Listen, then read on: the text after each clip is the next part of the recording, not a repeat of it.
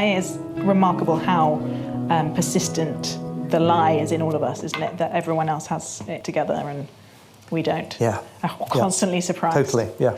That everyone is struggling.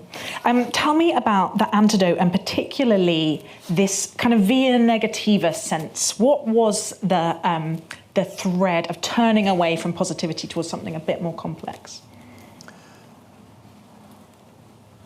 So I don't think I necessarily saw that so clearly at the time, but at the time what I was trying to do in that book was to make the argument that, it's not only...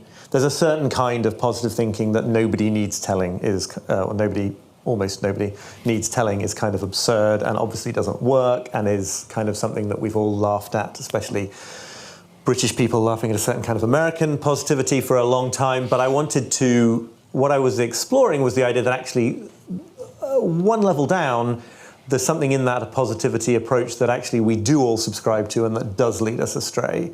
That the idea that ultimately, focusing on the positive and seeking happiness as an endpoint and, setting inspiring goals and chasing after them, all of these things, they do really deeply sort of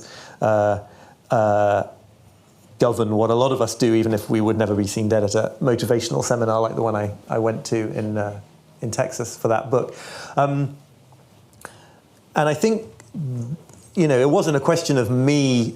So I was, as ever, it's like, it's the book of advice that I need to hear. And I think that the idea there is just that actually allowing in the negative side of things and being with anxiety and sadness and failure and all those things is the way to live with them and to some extent to sort of transcend them, as opposed to trying to get rid of them from your life and sort of eradicate them. I think as I move on in writing and thinking about stuff, I feel like the sort of governing idea here that was sort of trying to get out there and that has become a bit clearer to me recently is that there's this incredible liberation in seeing that the problems that we have in life are kind of worse than we think. So like in the very simple example of busyness that I talk about in the book, right? If you think that it's really, really hard to make time for all the things on your to-do list, you will torment yourself forever trying to find ways to do it. If you see that it's actually completely impossible to make time for everything in your to-do list, then you have hit the ground. And at that point, you can sort of stand up and start building a meaningful life.